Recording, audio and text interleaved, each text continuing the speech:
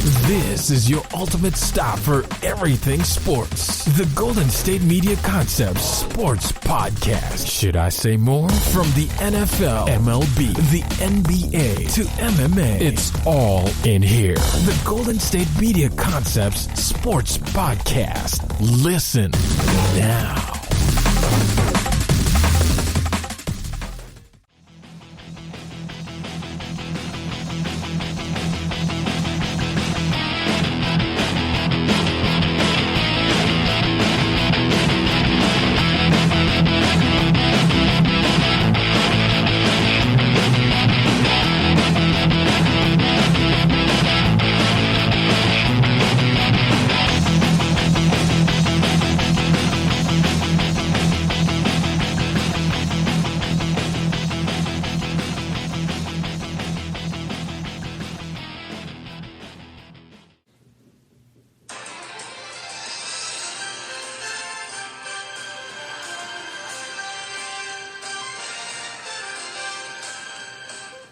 Down goes Illinois, the first seed out of the NCAA tournament, knocked off by Loyola Chicago and Sister Jean. What a performance.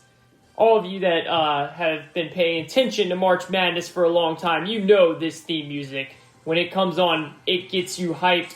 This is the GSMC Sports Podcast, brought to you by the GSMC Podcast Network. I am your host, as always, Kayvon Izzo, and what a tournament we've had so far. Round 2 is underway. I'm coming at you guys live on a Sunday here, so round 2 is officially underway, and we already have one number 1 seed out of here. Illinois, who, to much of my dismay, is officially eliminated by Loyola Chicago.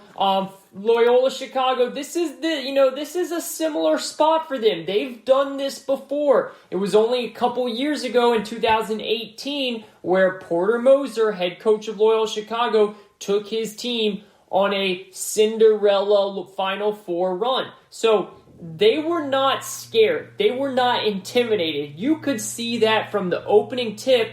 They went wire to wire, ladies and gentlemen. They didn't just beat Illinois, they dominated them.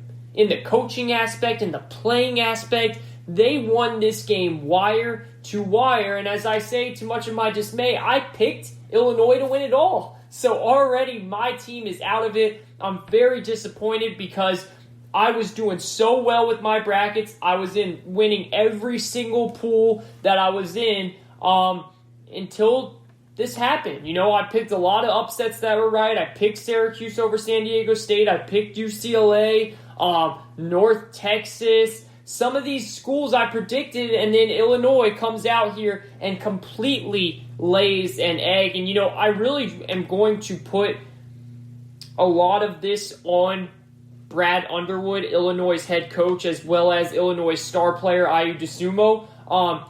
They both, first of all, Ayu was just off. He had a bad game. And that happens with players. I didn't see that happening with him. He is such a talented player. I haven't seen him have this type of game in a long time. He went out there. He had almost as many turnovers as he did points. 9.6 turnovers.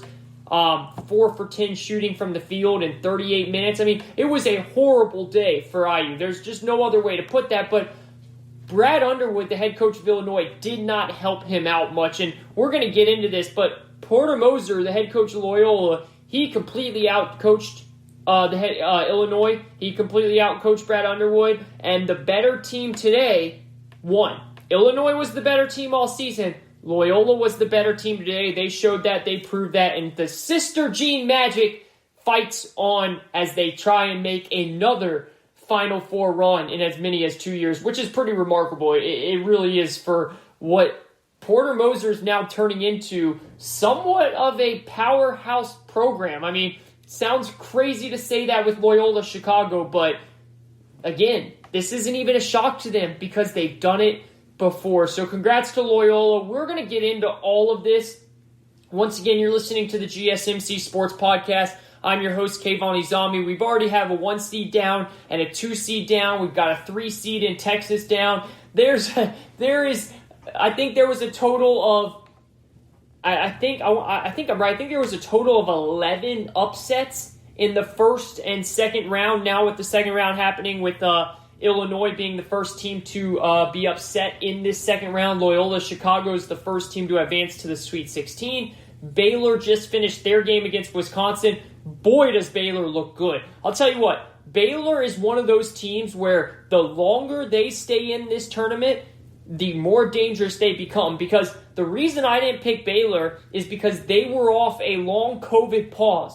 And once they came back from that COVID pause, they did not look like that same old Baylor team. But I'll tell you what, as the longer they get to play, the longer they get to practice, they could end up winning this tournament because they were one of the best teams all year round. They just got themselves out of rhythm a little bit. So they're playing. Syracuse is up against West Virginia, but it's been upset central. I think it's the second most upsets in the first round that we've ever had in a tournament, which is wild. But that's what makes March Madness March Madness. That is the secret sauce of why this is such a popular event, because it's unpredictable.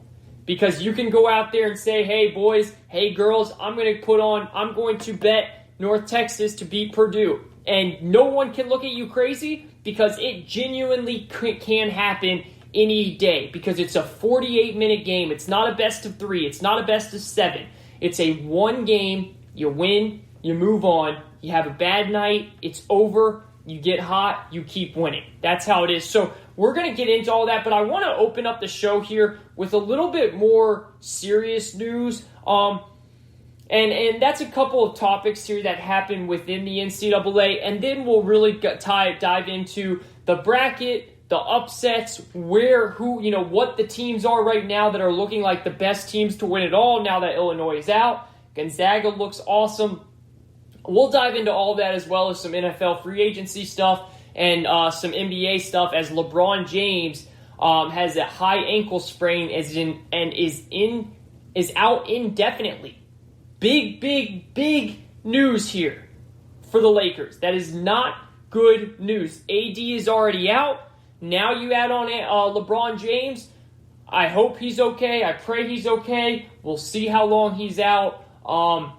But that is not good if you are a Lakers fan. That is for sure, especially with how tight and highly contested that West division is. But I want to first get into this, and this was a very popular story and still is with the start of the NCAA. And if you have been following along, or honestly, if you just haven't been under a rock the last couple of days, you have heard this story, and that was the mismanagement by the NCAA to what they did with giving the men's tournament much more weights and accessibility to working out than they did with the women's tournament. If you haven't seen what I'm talking about, go and look it up, okay? Just go on Twitter, go on Google, type in men's and women's weight room issues, and you will see what I'm talking about. But a quick little synopsis for you guys. The NCAA gave the men's a massive area with a bunch of different weights and dumbbells and bench press and squats, all these different equipment and big area to work out, while they gave the women one rack of dumbbells that I think went as high as 25. I don't think they had bigger dumbbells than a pair of 25s, and it was one tiny little rack. And this caught fire on Twitter. Thank God, that the women stood up, they tweeted about it, and it caught fire. Everyone from former men and women NCAA players to professional basketball players to professional football players to celebrities, you name it, people were commenting and talking about this. It was grabbing a bunch of attention, and rightfully so. So how did this happen? So I just want to talk about this. All right, the NCAA men's and women's tournament are all under the same umbrella. And whatever was ordered for the men and was there for the men should have been there for the women as well. That seems beyond reasonable, right? To me, that seems totally reasonable. To me, though, what was extraordinarily troubling was the response that we saw once this started to blow up. It was all over social media. Members of the women's tournament were posting about it. Professional athletes were talking about it. I mean, it was getting a ton of attention. And this is the problem with the NCAA. This is what I personally have been saying on air in this same microphone where I'm sitting in this exact chair for many years now about the NCAA, and that's their lack of leadership. Mark Emmert, who is the president of the NCAA, was nowhere to be found when the issue was being discussed. And that's what was extremely troubling in my mind. Again, this was blowing up. Everyone was talking about it, and we heard nothing from the NCAA for a long period of time. Mark Emmert then let Lynn Holtzman, who is the vice president of women's basketball, to step forward and take all the flack on this. She was the one that had to step up and call a press conference and talk about it. And you could tell, if you haven't seen that, go look up her press conference. You could tell from the emotional response of Lynn Holtzman how devastating this was to her. The NCAA once again showed zero leadership, and sadly I can't say I'm surprised. Everyone that has followed the NCAA for as long as I have, and all of you that have followed it for even longer, you most likely weren't surprised either. The first thing Mark Emmert should have done was step up immediately. Not 24 hours later, not 36 hours later, not after it got blown up on social media and all over Twitter. No, immediately he should have stepped up and said, you know what? This is on me. I made a mistake. This was an operational error. I will fix this right away. This was on me. That's what he should have done. That's the first thing that should have happened with the president of the NCAA. Right? When you are a president, a CEO of a company, that you're a big dog, right? You're in the biggest possible shoes that you can be in. So to that type of responsibility, you have to be able to own up when things do not go right, even if it wasn't your call. He should have been out front and should have said, this is unacceptable. It is on me. I'm the president of the organization. I am the responsible leader here, and we apologize and we will fix this. But that's not what happened. He was nowhere to be found. He didn't speak for over 24 hours after this. And the only reason he even said something in the first place was because a reporter literally bumped into him in a hallway in an NCAA arena where a game was going on. And he didn't even, and the reporter, very talented, good job by the reporter, asked him about the details of this, and he didn't really know all the details. He didn't even know the full situation of what was going on and all of the details and such. It's a complete failure of leadership, and there you can understand why we have these systemic issues within the NCAA. Right? And this, the sad thing is, this is not the first time. And I want to stand up here and be optimistic and say, well, hopefully it's the last, hopefully they've learned, but I highly doubt that. What evidence have we received to tell us that this is the last time something like this will happen? We haven't seen anything. But even though I wasn't shocked, I still can be disappointed. And I was deeply disappointed when I saw it. I mean, the whole thing, the whole push has been for equality, and here you have the men's and women's tournaments, and it would be pretty simple to make sure that whatever you're ordering for the men, that you're ordering for the women as well. And to not get a quick response from Mark Emmert after this mistake happened, this was the NCAA's chance to do right, to show in the public eye they are working on getting their act together. And they completely dropped the ball. They just can't seem to get themselves out of their own way. I mean, just when we are getting ready to celebrate, think about this, celebrate something here with the NCAA tournament that back in June and July, people wondered if we were even going to have a tournament to begin with. Instead of celebrating the coaches and the players and the great victories that we've had and the amount of upsets that we've had, instead we're sitting here, I'm opening up my sports show talking about this instead of the games. The NCAA just can't seem to get out of their own way. It's mind-boggling to me. Now, I do want to say this, okay? Because I have seen a lot of people come out and say, what makes you think the NCAA would do this maliciously? Right? There's no evidence to state they did this on purpose. And you know what? That's correct. If you want to argue that, then fine, go ahead. I'll let you have that. We have a pandemic going on, and putting on an NCAA tournament in a normal year is hard enough, right? So you think about it with the tournament, they've got a lot going on. I get that. And I'm not standing up here saying that the NCAA did do this maliciously. I'm not saying that. This could have 1,000% been an operational error. But what there is absolutely zero excuse for is it took over 24 hours for someone from the NCAA to even comment on the situation. The situation is blowing up left and right. It takes over 24 hours for someone to comment on it. No one's taking responsibility. The president has nothing to do with it. The only reason the president talked in the first place is because a reporter literally ran into him, and without full preparation, knowing what's happening, getting a real answer, he wasn't even fully aware of the situation. There is no excuse for that. There is no answer to that other than complete lack of leadership, complete lack of awareness, unwilling to take responsibility, all things that Mark Emmert and the NCAA has lacked for years and years. And again, while I want to sit up here and say, hopefully they'll learn from it, and it's their last time doing something like this, and I hope so. It's really hard to believe that because of the countless times of misjudgment, the countless times of zero leadership and responsibility. There is no leadership within the NCAA, and that's why there are so many issues that happen like this.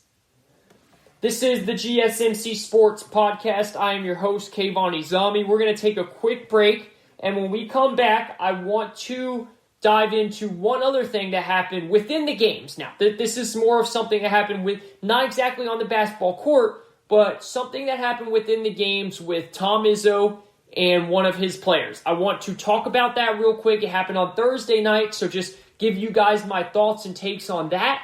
And then we'll dive into some real basketball going on. We'll dive into the Lakers situation. Illinois lost. Loyola Chicago. Can they go on another Cinderella run to the Final Four? All of that coming up next. Don't go anywhere. This is the GSMC Sports Podcast. I'm your host, Kayvon Izzo. We'll be right back after this.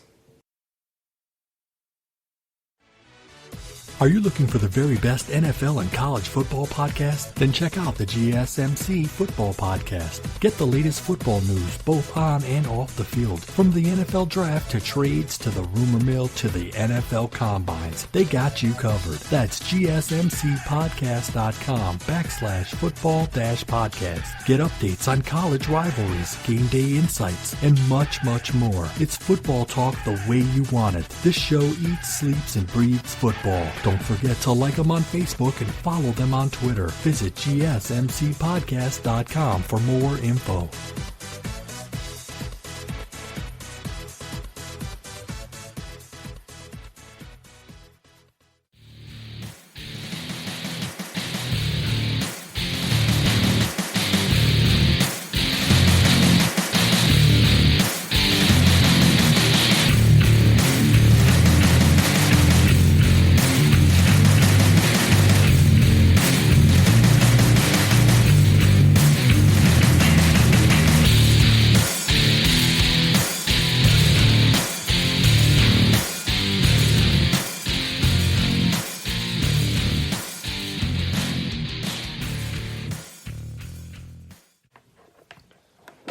Welcome back. This is the GSMC Sports Podcast. I'm your host, Kayvon Izzo. Thank you, everyone, for tuning in to this show.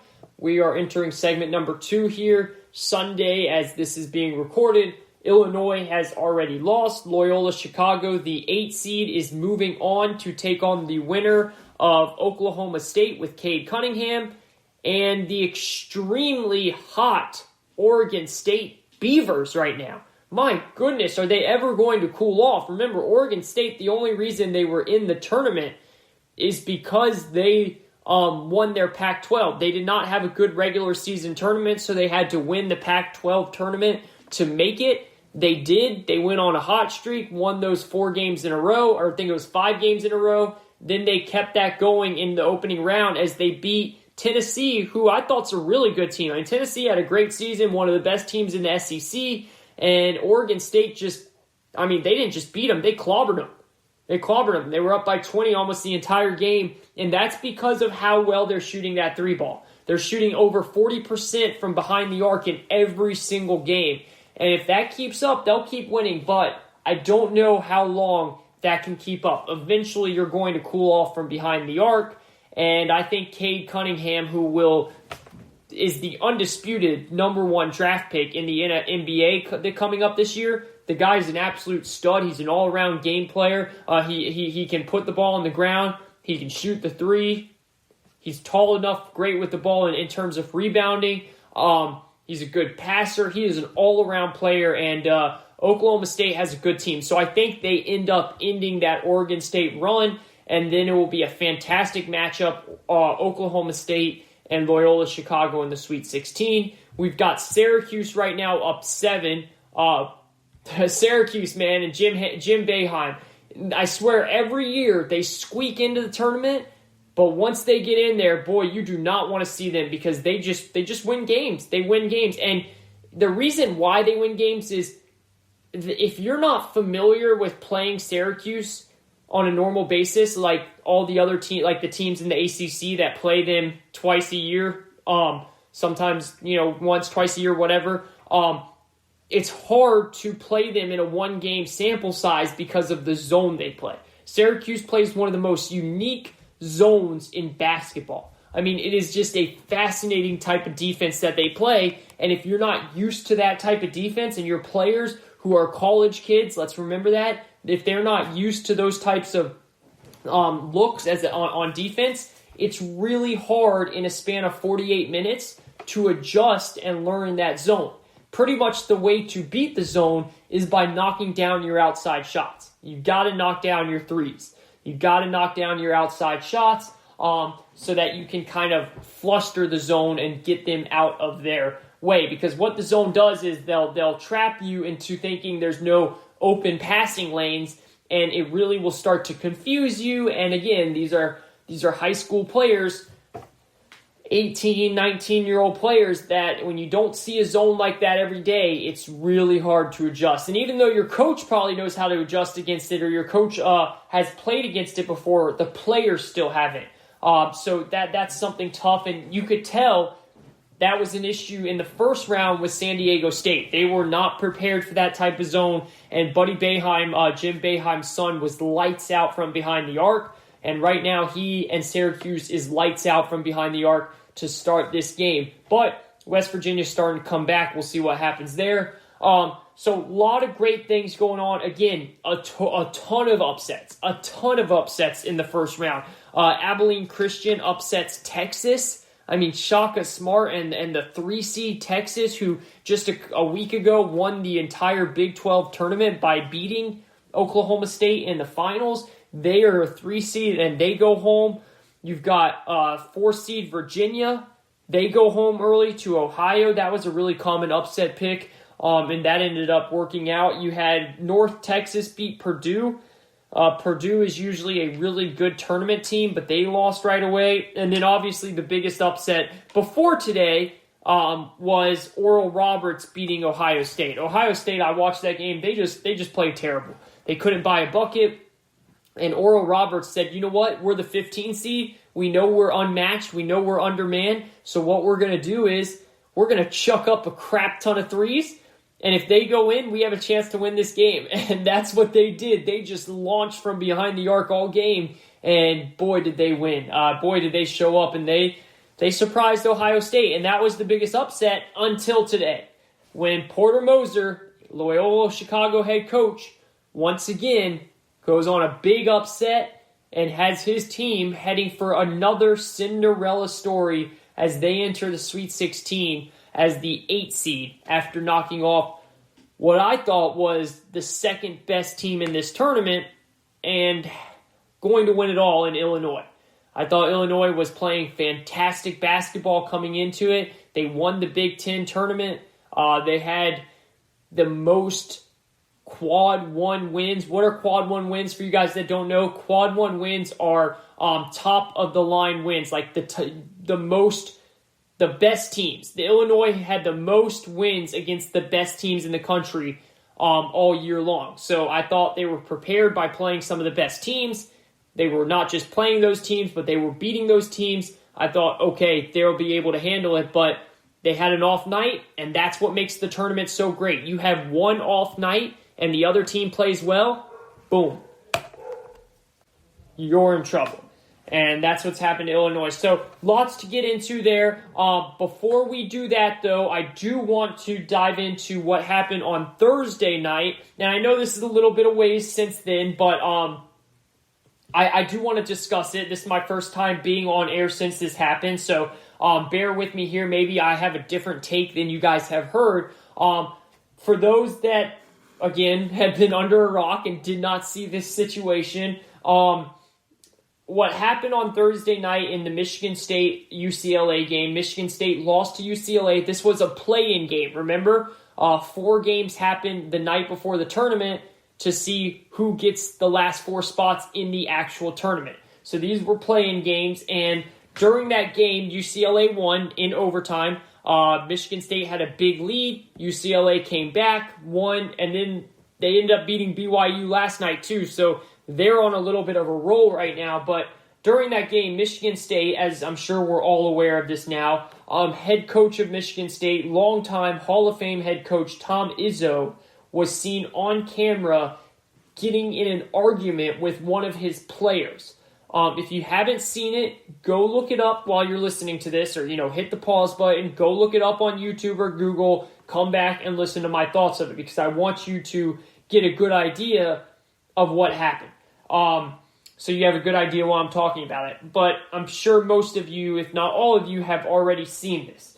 Now, this is not the first time something like this has happened with Tom Izzo.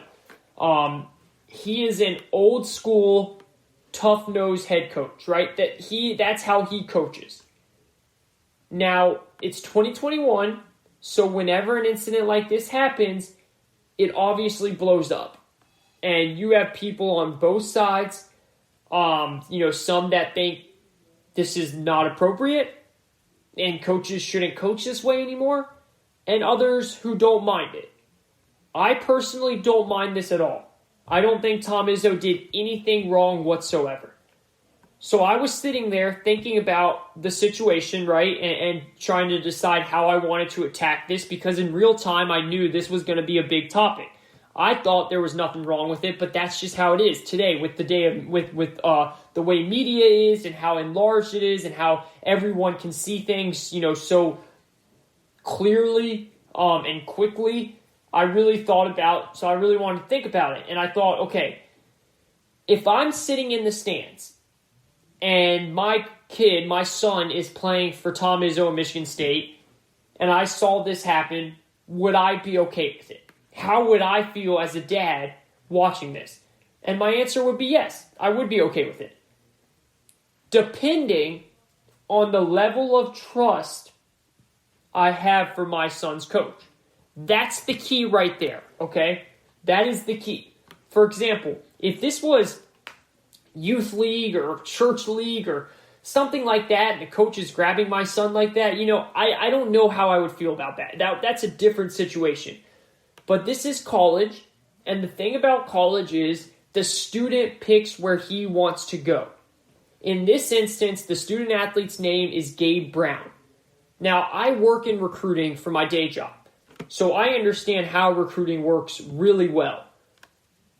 So we have to understand this. Gabe Brown, the student athlete, pick to go to Michigan State, right? That was his choice. That's the luxury of college sports and scholarships. You get to pick where you want to go.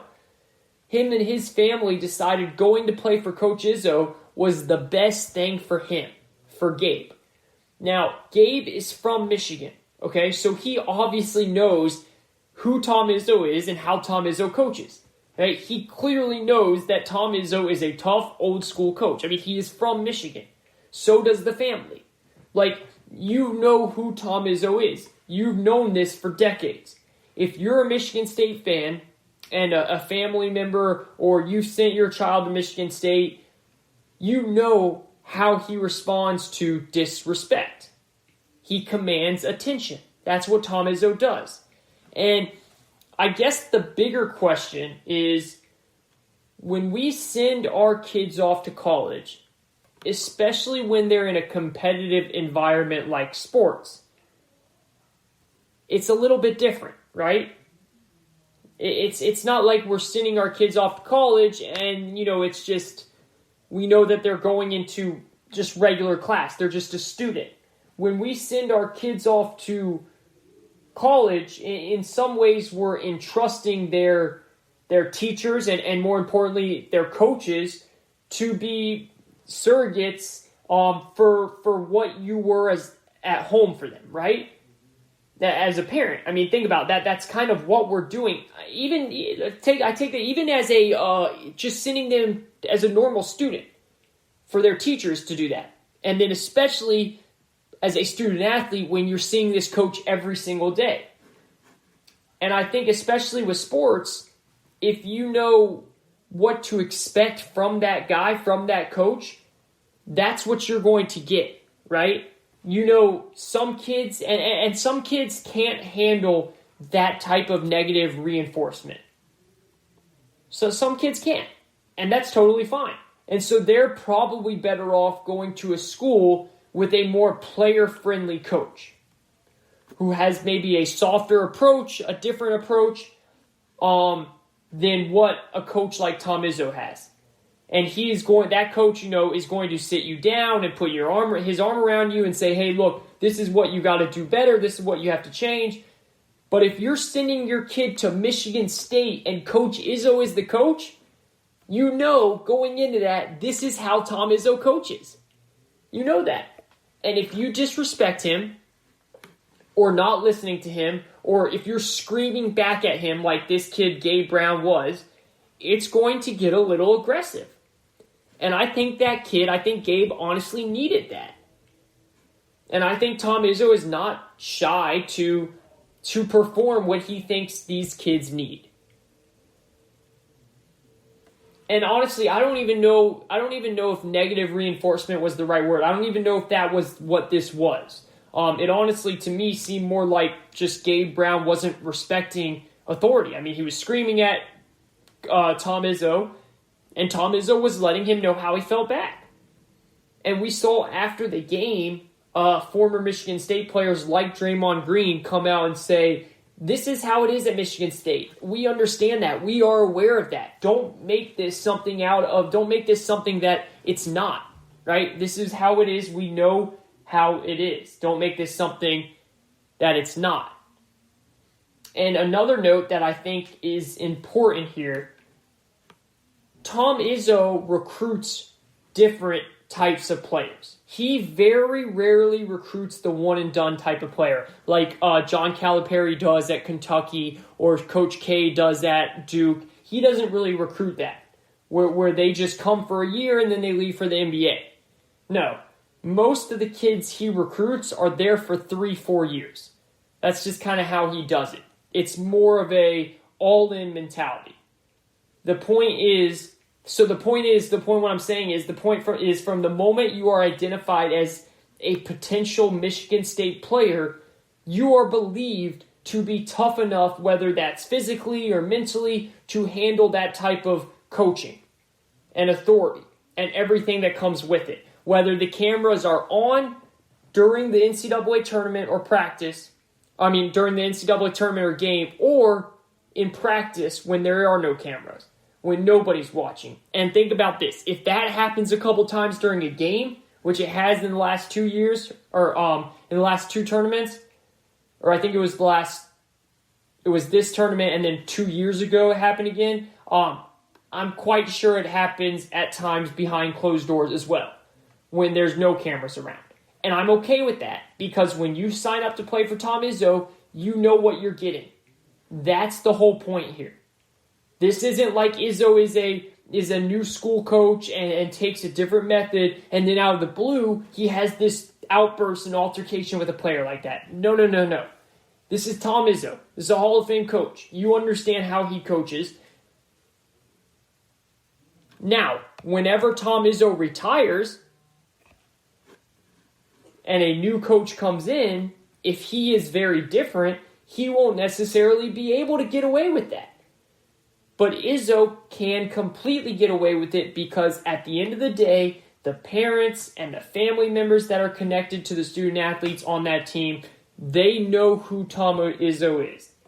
And they know that he cares more about them, those young men, than he does about anything else, like the fame or his contract or whatever. Because at the end of the day, and I've said this before, character doesn't go away, right? Tom Izzo always has character. He is consistent. Win or lose, he has always been consistent with how he coaches young men. And that is why I am totally fine with how all that went down. Because at the end of the day, Izzo was just trying to teach the kid. He was trying to grab the kid's attention in a critical moment, a teaching moment. And by the way, I have absolutely no issue as well with the reporter asking him about the incident after the game. Totally fine with that. That is the media's job. So while Tom Izzo answered the question, he did let the media know he wasn't very happy with the question. So that is where I will disagree with Izzo. That's the media's job. And frankly, it would have been irresponsible for a reporter not to ask about it, just to get a good idea of what was the altercation about, why it happened, etc. And Izzo answered to his credit, he answered the question very well, in my opinion. You could tell he was disgruntled about it. He didn't really like it. But that's the media's job. So that's the one part where I would disagree with Izzo. But everything else, I'm perfectly fine with. Because that's just what. Now, obviously, there's boundaries. Like just because Tom Izzo is a tough-nosed coach, he can't go and back in the Bobby Knight days and throw a chair at a kid or slap a kid or punch a kid or something. I mean, obviously there's boundaries. Like just because this is who Tom Izzo is and the family knows that doesn't mean he can go all berserk and crazy. No, this was nothing though. This was nothing. He was trying to grab the kid's attention. The kid was screaming at him, so he raised his voice back. And then the kid stormed off, and he tried to grab his arm to say, "Come back here, I'm trying to talk to you." Nothing wrong with that whatsoever. That I'm totally fine with. Because that's Tom Izzo. That's who Tom Izzo is, and I've always known that. And I guarantee you, Gabe Brown has always known that, and so has the family members that sent him to that school. This is the GSMC Sports Podcast. I'm your host, Kayvon Izzo. Hope everyone's having an awesome weekend as we get ready to start a new week as we head into round 2 and then Sweet 16 of the NCAA tournament. So we're going to take a quick break, and when we come back, we will talk some basketball on the court, what is happening with the brackets now, and what's going to happen in the NBA with the Lakers now that LeBron James has suffered a high ankle sprain. We'll get into it all after this.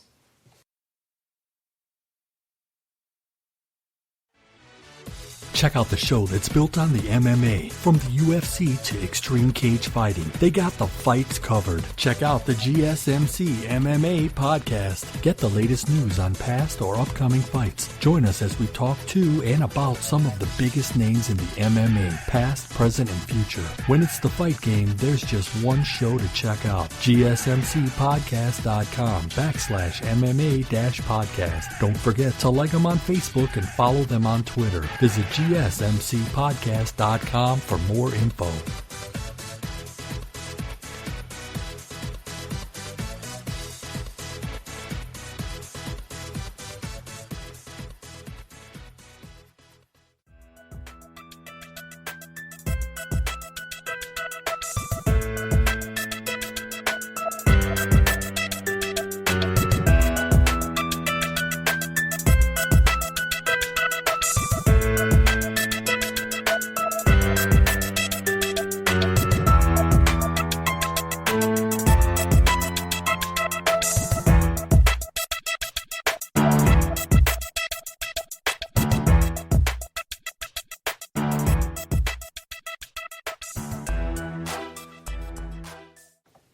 All right, welcome back. This is the GSMC Sports Podcast. I'm your host, Kayvon Izzo. Hope everyone is having an awesome day wherever you are, however you're listening, and whenever you're tuning into the show. We really do appreciate you making us a little bit part of your awesome day. And what a weekend. I mean, what a weekend of sports. Again, upset after upset after upset. Once again, the NCAA tournament lives up to the hype, to the unpredictability, and not one single bracket is still perfect. All brackets have now been defeated. They have not one person out there out of the 7 million brackets that were filled out, I think it was.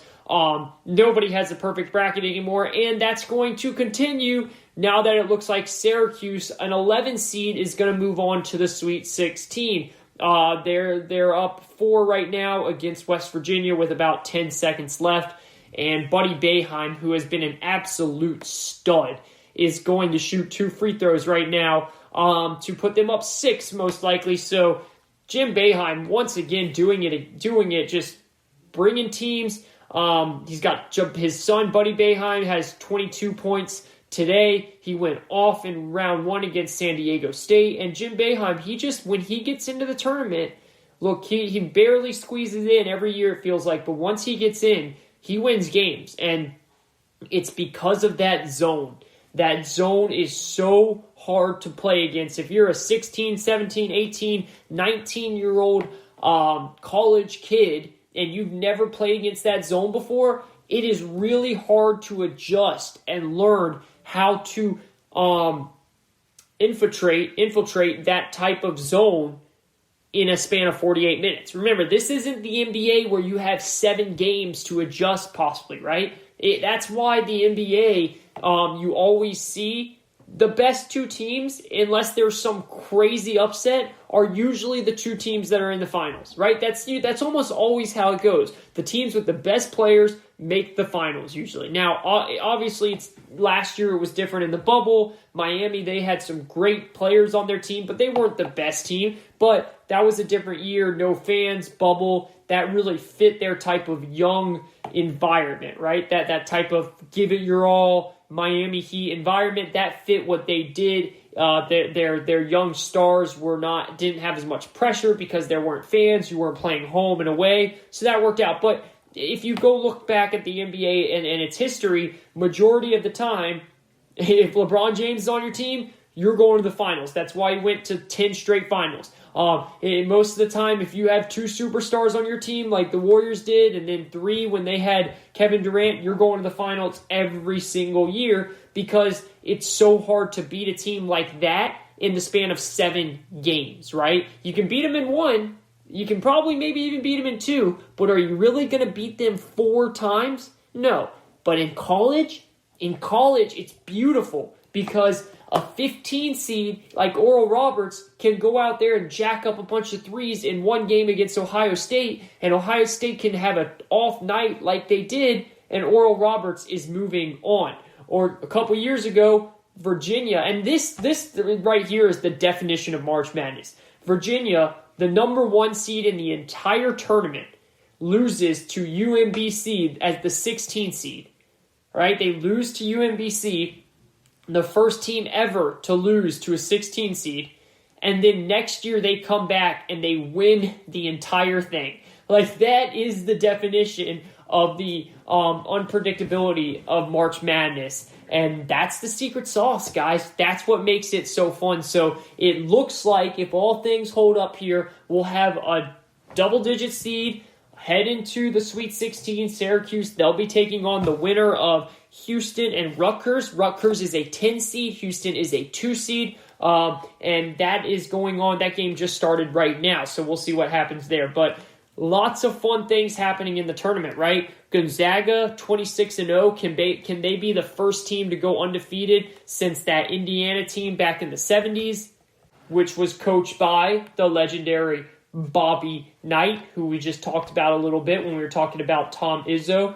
And talk about a tough-nosed coach. Bobby had his ways of coaching, and they were definitely different, and those type of ways probably would not get by in today's day because that was a little bit more aggressive than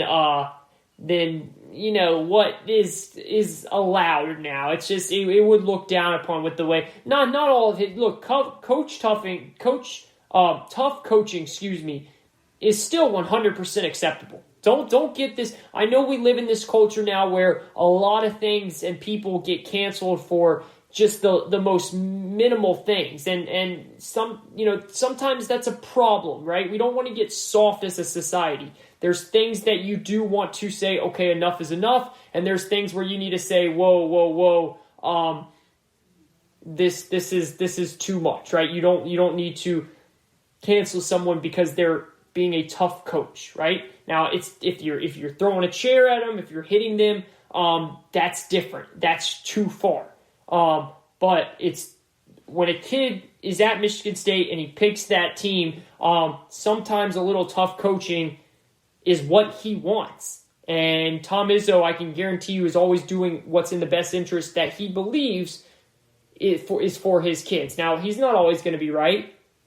That's just how life is. But majority of the times, you don't get to being a Hall of Fame coach, a national champion coach, unless you have a good idea of how to coach your team the right way, and that's what he's doing. So, again, I have no problem with what Coach Izzo did at all. I want to change things up here as Syracuse is now 75-72, 2 seconds left. Buddy Boeheim misses that. Oh, my. 3-point game. Can he put it up? No good. Wait. I think he got fouled. Yeah, 0.2 seconds left, 75-72. That will be game over. Syracuse will win this game for sure. So that is it. Syracuse moves on to the Sweet 16. Another fantastic performance by Buddy Boeheim and by his father, head coach Jim Boeheim. And West Virginia is out. So for all you guys that had West Virginia going farther than the round of 32, I am sorry, but once again, another bracket buster. Hey, at least you don't have your champion out like I do. But I want to switch gears here to the NBA. And last night, yesterday actually, it was a 3:30 afternoon game, 3:30 Eastern time. The Los Angeles Lakers were playing against the Atlanta Hawks. Now, the Atlanta Hawks are on a winning streak right now. They fired their coach, Lloyd Pierce. Assistant coach Nate McMillan took over, who Nate McMillan, by the way, is a fantastic coach. He just got fired last year by the Indiana Pacers, which I have no clue why they did that. And I think if you stuck some truth serum in the Indiana Pacers organization right now and asked them if they would take that firing back, I think they would probably tell you yes, because their team looks nowhere near as good this season as they're not even in the playoffs right now if the season ended. Nate McMillan is just a really, really good coach. And ever since Lloyd Pierce got fired, and I'm not saying the Hawks' issues were all on Lloyd Pierce. The players weren't playing very well. His message clearly got stale. There was rumors that they weren't listening to him. Nate McMillan has taken over. This team has clearly taken a jump in their step. They are clearly playing better basketball, and they're on a win streak right now. So this was a good game. And of course, unfortunately, it ended with a bad scenario that's going to be talked about a lot, and that is the LeBron James injury. Solomon Hill was going for a loose ball. Go and watch the video. A lot of people are saying it was a cheap shot. I honestly thought it was unnecessary. I didn't think that Solomon Hill needed to take that extra dive towards the ball when the ball was nowhere near him. I'm not going to say he did it on purpose or anything like that. I think that's ridiculous, but it just wasn't a normal loose ball play, in my opinion. So he rolled up on LeBron's ankle, and LeBron, he was in serious pain. Kyle Kuzma said he's never heard LeBron kind of scream before like that. He's never heard him in that much pain. And now LeBron's going to be out with a high ankle sprain indefinitely. Now listen, we don't know what indefinitely means. There's good news and there's bad news to this, okay? So for all you out there, let me give you the bad news first. The bad news is this. Right now, they don't have Anthony Davis either, right? Anthony Davis has a Achilles injury, and that is an injury that no no way are you rushing back, right? The dumbest thing you could do with an Achilles injury is rush back, because we all know what happened with Kevin Durant, right? Whenever you think of Achilles injuries, you think of Kevin Durant. The Warriors rushed him back. He wanted to come back, whatever. He came back too early. He popped his Achilles. And if that happens to Anthony Davis, the Lakers season, it's going to be really hard. Even with LeBron being fully healthy, it's going to be really hard to win a championship just because of how stacked the West is. And then if you get through the West, you're probably going to have to see a Brooklyn Nets team with Kevin Durant, Kyrie Irving, and James Harden. So they need Anthony Davis. So they're being very cautious with him, which they were able to because they had LeBron James. And they have a record of 28-14, so they're tied for second place in the Western Conference. They're only 2 games behind the Utah Jazz, so they're only 2.5 games out of first place. And they've done this over the last 3 weeks now without Anthony Davis. So they've been comfortable in saying, look, we don't need to rush Anthony Davis back. We're winning. LeBron is doing great. Other players that would usually not get as much playing time because of Anthony Davis, they're getting more playing time. We're good. We'll just really work Anthony Davis back in when he's ready. And since he's already been on this team for a year, he'll be able to squeeze back in pretty nicely. It won't be a big adjustment period, so we believe. That's the Lakers' mindset, right?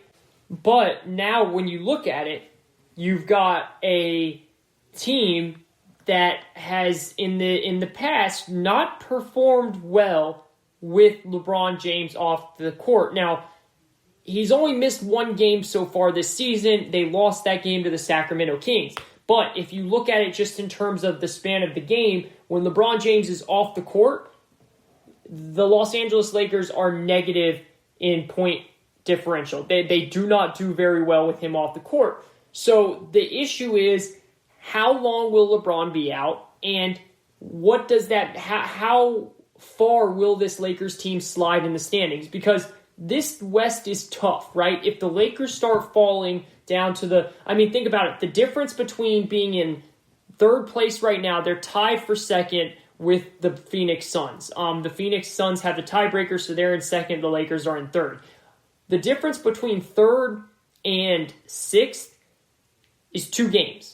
2 games, that's it, with the difference between them at number 3 and the Denver Nuggets at number 6.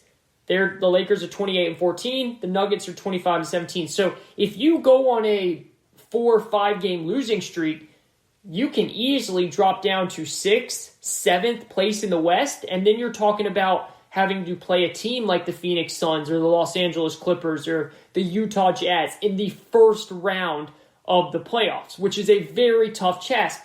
Now, listen, that's the bad news, right? The bad news is that. The bad news is, what is this going to do for the team? How far are they going to slide? And then, of course, what does this mean for the future? I mean, the really bad news is that's the bad news in the moment. The really bad news is this going to affect LeBron in the long run? Like, when he comes back, is he going to be 100%? Is he going to be able to play the MVP-style basketball he was playing before he got hurt? Or could this be a lingering issue that hurts him for the rest of the season? So that's the bad news, right? The good news is they're in third place. They have wiggle room. And it gives the team, the young players like Talon Horton-Tucker, Kyle Kuzma, Alex Caruso, Montrezl Harrell, Dennis Schroeder, it gives those guys more playing time. It gives them more responsibility. When you have more responsibility, you learn more, right? You become a better player in most cases. So the good news is these guys are going to get their time to work on their craft more, become a better player, so that when LeBron and AD do come back, they'll be even more prepared for the playoff run. That's the good news. That's how I would look at it if I'm the Lakers organization. The other good news is this isn't LeBron's landing foot, right? When he goes and takes a jump shot, he doesn't land on this foot. So that is another really good news is think about it. If you have a high ankle sprain and you get back into the groove and you're constantly landing on that foot with your jump shots, that could be put you in a real easy situation to tweak that ankle sprain again. But the fact that he won't be landing on it often could help him more, right? It's another minor positive, optimistic way to look at it, in my opinion. So those are kind of the pros and cons. Now, the question becomes, what is the Los Angeles Lakers going to do moving forward? The trade deadline is coming up. It's in a couple of days. Are they going to make a big splash now? Are they going to do something to get a type of guard play, someone who can score the ball now that LeBron's off the court? Because this has always been the issue with this Lakers team. They don't have enough players who can put the ball on the floor and go score. The team is set up, and rightfully so, for a couple of guys like Dennis Schroeder and LeBron, who can and Caruso at times, who can go out, and Kuzma at times, and get their own bucket. Everyone else is set up for the kick-out pass by LeBron, put down low to go in the post, where they're a catch-and-shoot situation or a one-pass dribble move situation. They're not going to go, hey, here's the ball, go score, right? Because they have LeBron doing that for them. And there's those other guys that I just named. So now would this make the Lakers more inclined to go out and try and get another scorer? Or are they hoping to just get Andre Drummond, the big man, because they have had issues down low, if he gets balled out? These are the questions now that I have for the Lakers organization and general manager Rob Pelinka. And those are things that we're going to learn very shortly with the trade deadline coming up. This is the GSMC Sports Podcast. I'm your host, Kayvon Izzo. We're going to take a quick break, and when we come back to finish off the show with segment number 4, we'll talk a little bit more about the Lakers news, and then we'll dive into a little bit more on NBA, and then we'll finish it up with NFL free agency. Don't go anywhere. This is the GSMC Sports Podcast. We'll be right back after this. Are you looking for help for your fantasy football team? Check out the GSMC Fantasy Football Podcast. Get today's best advice on who to start, who to sit, even who you should draft. From sleeper picks to red-hot lineups, they got it all covered for you. That's gsmcpodcast.com/fantasy-football-podcast. We'll cover traditional leagues, dynasty, PPR, even IDP leagues. When you need fantasy help, there's just one show to hit up. Don't forget to like them on Facebook and follow them on Twitter. Visit gsmcpodcast.com for more info.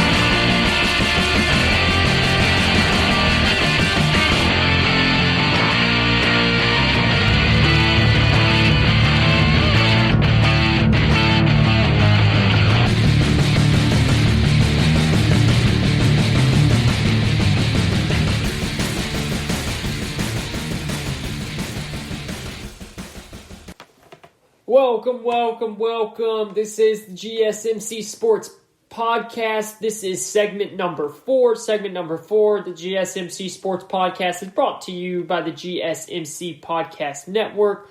I am your host, Kayvon Izzo. Hope everyone's having an awesome day. Can't wait to see how things go throughout the week here. Talk to you guys more as we go, because we're in a great time with the sports world as the March Madness tournament is officially underway. We know that. Why? Because upsets are happening left and right. Upset galore, upset central, whatever you want to call it. It is happening, and it's been happening even more today, as we've had 3 teams so far make the Sweet 16 today. 3 teams total make the Sweet 16, and one of them is an 8 seed beating a 1 seed. The other one is an 11 seed beating a 3 seed, and the other one is a 1 seed in Baylor. So really only one of those was supposed to happen. West Virginia, the 3 seed, goes down. Illinois, the 1 seed, goes down. And I'll tell you what, the Big Ten has had some issues so far in the tournament. We always try and compare these conferences, and the Big Ten has, without a doubt, been the best conference this year. They're not showing that in this tournament so far. They have had some pretty disappointing performances with Illinois, who won their tournament and was number one, won their tournament, was number 2 in the conference all year behind Michigan. They lost in the, a lot of people picked them to win it all. They just lost today in the second round. You had Purdue, who was the number 4 seed, lose to North Texas in the first round. You had Ohio State, who was number 2 seed, lose to Oral Roberts in the second round. It's been tough sledding for the Big Ten. Now, there's been some victories as well. Michigan, they won their first round game. It was against 16 seed. They play LSU tomorrow, and I'll tell you what, that is not going to be an easy game. That is going to be a tough game for them. So we'll see if they can keep it rolling. Maryland beat UConn, so that's good. But when you look at it, Wisconsin, they just lost to Baylor. So the Big Ten is hanging on by a thread here, hoping that Michigan can keep on rolling, and Maryland can maybe have a big upset against Alabama tomorrow. So we'll see what happens there. But the Pac-12, it's funny, right? All year we talked great about the Big Ten, and we said how the Pac-12 was kind of overrated, right? Not that many good teams, and the Pac-12 entering today is undefeated in the tournament. They haven't lost the game. UCLA wins a big game against Michigan State, the 4-in, right? They win that game to get into the tournament, and then as an 11 seed, they upset BYU to have a possible now they have a matchup against Abilene Christian, who upset Texas. So they have a really good chance to make the Sweet 16. You have Oregon, which, by the way, that game, what happened with Oregon was really unfortunate for VCU. If you guys haven't heard this, VCU had to forfeit, and we talked about could this happen, right? And because they're not in a legit bubble, we said it might, and it happened. VCU had a couple of positive tests, and they had to forfeit, and it sucks. I'm heartbroken for those kids and the coaches, especially the kids. They worked so hard to get there, and you don't even get to play the game, and Oregon just gets to go through. It sucks, right? But that's the risk of what happened, what this tournament is, and luckily so far that's been the only issue. Let's keep praying that that's the only issue that happens, the only bad thing that happens. But that's something we really need to pay attention to. So Oregon got lucky; they got to kind of squeeze on through there. Other than that, they had USC. USC beat Drake in the first round. USC looked really good in that game. So the Pac-12 is undefeated right now. And then Oregon State, of course, how could I forget Oregon State, the 12 seed, upsetting Tennessee, the 5 seed, by double-digit victory. And then now they take on Cade Cunningham and Oklahoma State in the round of 32, which starts I think about 9-10 Eastern time. So we'll see how that goes. But it's been a fabulous tournament. It's been an awesome tournament, lots of fun. Arkansas is up against Texas Tech, 48-40 right now. I have Arkansas going to the Final Four. My bracket's done because of Illinois. I was in first place in every single group that I was in until Illinois lost. Now I'm still in first place, but there's no chance I can win it because my possible points are extremely low because I lost my champion. So that sucks, but it is what it is, and that's the fun of the NCAA tournament. Now, we were talking about the Los Angeles Lakers. One other part of this conversation, and this is not as big because what's more important is the team success and how the Lakers do in the playoffs and can they get back to the finals, can they win it all, etc.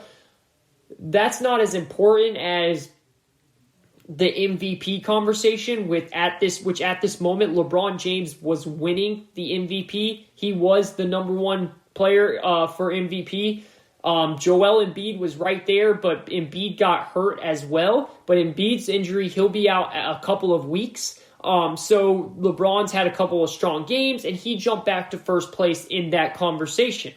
Now, what does this do? It depends. How long will LeBron be out? Look, usually a high ankle sprain, these players are out for anywhere from 8, 9, 10, 11 games. It could be 2 weeks. Now, we've seen LeBron be unhuman at times where he might come back a little bit earlier. It just depends on what the Lakers want to do and what LeBron wants to do, of course. Does he want to rush back into it? Does he want to try and force it back? Or does he feel comfortable enough to come back? Again, it's not his landing foot, which is good. He won't land on that foot when he takes jump shots, which is good, but also it's an unfamiliar territory with LeBron not having this injury before, so he might not know how to react to it moving forward with his body. So that's something we have to watch in terms of the MVP, and it gives guys like Nikola Jokic, who's had a fantastic season for Denver, it gives him a chance to kind of make up ground and possibly take the lead in the conversation. James Harden,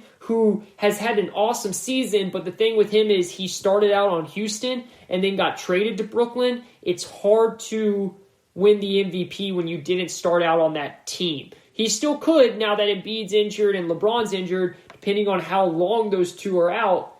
If no one else steps up and Jokic doesn't take control, Harden might be the only one to give it to. We'll see. But that's another conversation to look at as we move forward. But my thoughts and prayers are with LeBron, and I hope he gets back sooner than later. That's for sure. You guys know I love me some LeBron James.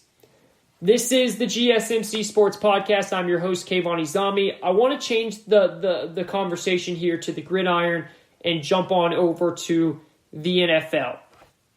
While obviously, the first part of the week, I told you guys how it's going to be all NFL come Thursday, Friday. That conversation's really going to change to basketball, to NCAA March Madness, and that's what's happened with all of these games. But there still has been some signings that have happened that we need to talk about. And one of them that I'm really shocked about is Mitchell Trubisky going to sign with the Buffalo Bills. This one is a big head scratcher to me. It's an awesome signing for Buffalo. I mean, this is a tremendous signing. They have a quarterback in Josh Allen who probably any minute now is going to sign like a $200 million contract extension because he's been outstanding of a quarterback. And they have their franchise guys. So this isn't like they signed Mitchell Trubisky to compete with Josh Allen or anything like that. No, they signed him because now they have the best backup in the NFL. If something happens to Josh Allen, which we hope not, and the Buffalo Bills also hope that they never see Mitchell Trubisky take the field, but if something was to happen, they would feel comfortable bringing Trubisky out there for a couple of games until Allen was healthy or whatever the situation was, right? Because we have to remember, Mitchell Trubisky, while he didn't live up to the number 2 overall draft pick, he still has a winning record as an NFL starting quarterback. In 4 seasons with Chicago, he went a total of 29-21. And remember, one of those seasons, he came in after the first 5 games of his rookie year and went 4-8. So obviously that was his rookie year. The next year he went 11-3 and took the Bears to the playoffs. Then he went 8-7 after that, and then in 2020 he went 6-3 and took the Bears to the playoffs again. So he's only had one losing record in a season. He's only had one season with a losing record, and that was his rookie year. So let's remember, yes, Mitchell Trubisky, he wasn't good in terms of that number 2 overall draft pick. In terms of the value where they drafted him, he didn't live up to it. But he's still 29-21 as a starting quarterback in the NFL is really good. Now, I'm not going to sugarcoat it. Those Chicago Bear teams were pretty good. They had some of the best defense in the league. Not very good turnovers, though. I mean, not very good weapons for Mitchell Trubisky to throw to, but they had really good defense. So this is an awesome signing for Buffalo because they look at it and say this: our team is stacked. Our roster is great. Mitchell Trubisky, when he has a good roster and a good coach, he's done pretty well. So if, God forbid, something happens to Josh Allen and he has to come in with this roster, with Brian Daboll as his offensive coordinator, who is going to do wonders for him because he's such a good offensive coordinator, and look what he did for Josh Allen, we feel okay. So this is a massive win for the Buffalo Bills. But this is a huge head scratcher for Mitchell Trubisky. For all of those things that I just said could go to the reason of why would he sign with them?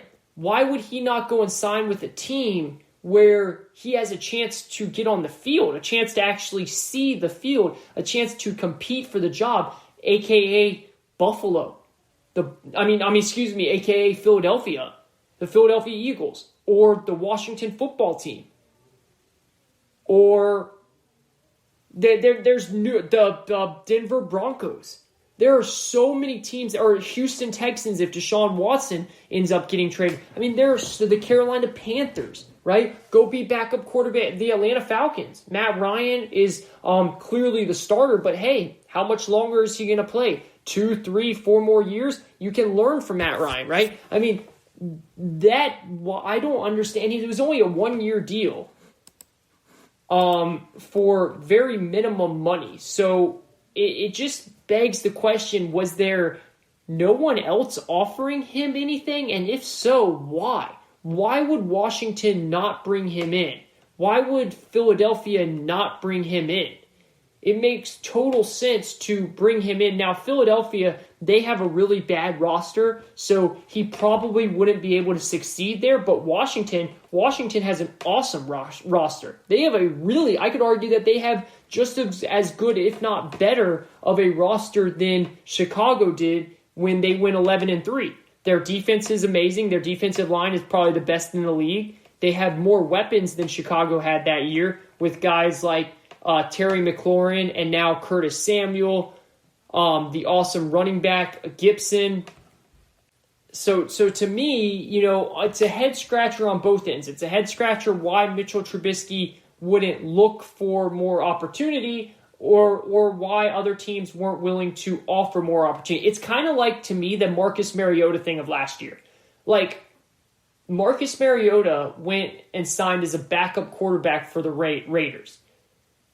And right now, hopefully he's going to go into free agency because the reports are the Raiders want him to take a pay cut. And if he doesn't, they're gonna cut him. So if he does get cut, last year when he was a free agent, I was saying go sign with Chicago.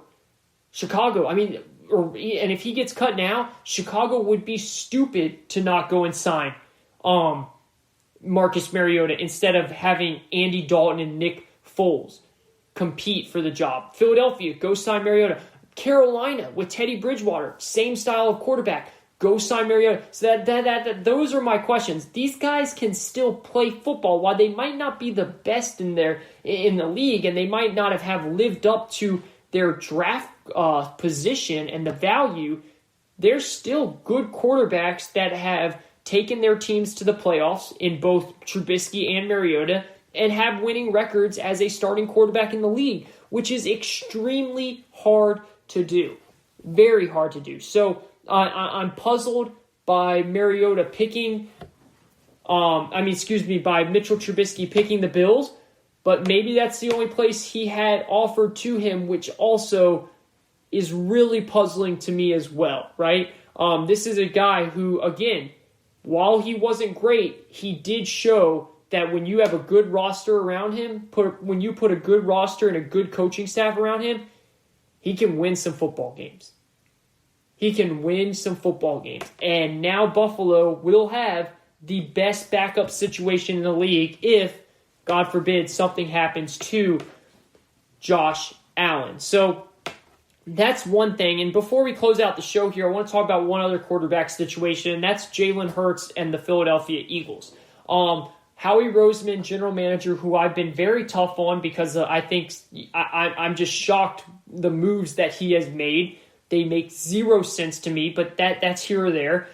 He came out and talked the other day to the media and said how obviously we're going to sign another quarterback. We can't have just one quarterback on the roster, yada, yada, which he's right about, right? You can't go into the season with only one quarterback on the roster. So my question becomes, who are they going to sign? And will it be a rookie? Will they end up drafting a rookie? Which I think would be dumb, okay? And this is why. They just went through this whole process with Carson Wentz. The reason why Carson Wentz is not an Eagle anymore is for numerous reasons, but one in particular is he lost trust in them. He didn't feel like they were loyal to him. Why? Because they never, other than giving him money, which I understand, a lot of people think that shows everything, but I think you have to expand your mind a little bit these days. There's more to it than just that. And they went and they brought in Nick Foles, and then when he got hurt, Nick Foles won the Super Bowl, they put up a statue right away of him.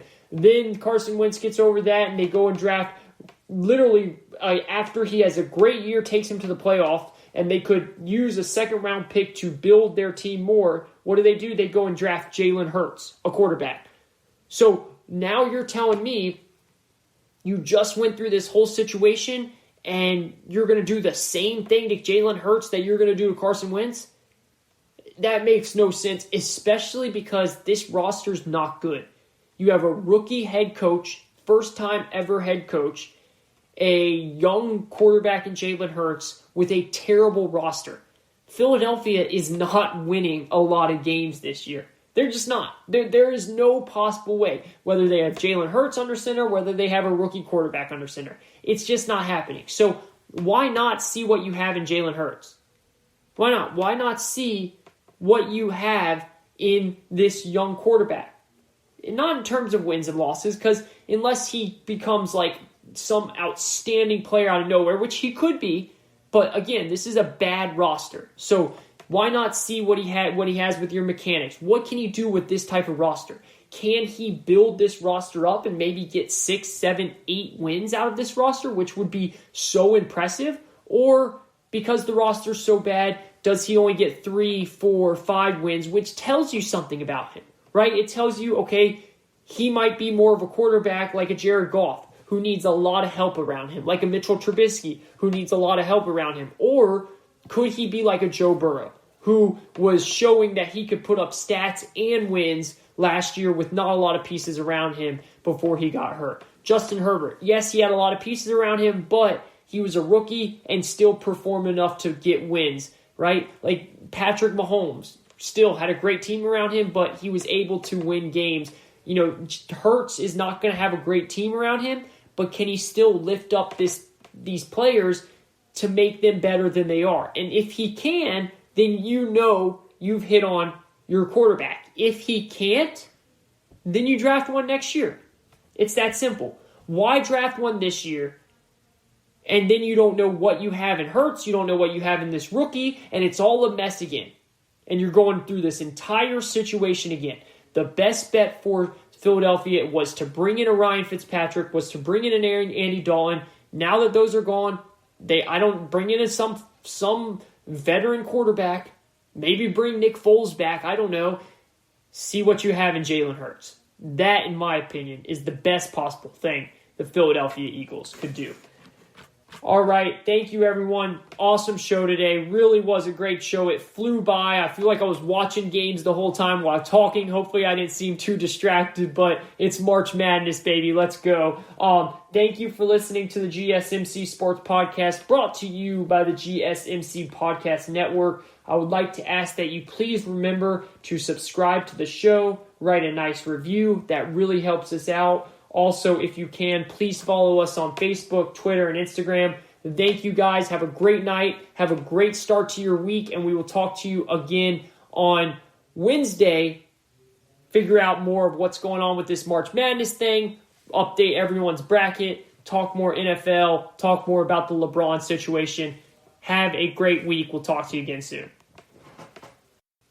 You've been listening to the Golden State Media Concepts Sports Podcast, part of the Golden State Media Concepts Podcast Network. You can find this show and others like it at www.gsmcpodcast.com. Download our podcast on iTunes, Stitcher, SoundCloud, and Google Play. Just type in GSMC to find all the shows from the Golden State Media Concepts Podcast Network, from movies to music, from sports to entertainment, and even weird news. You can also follow us on Twitter and on Facebook. Thank you, and we hope you have enjoyed today's program.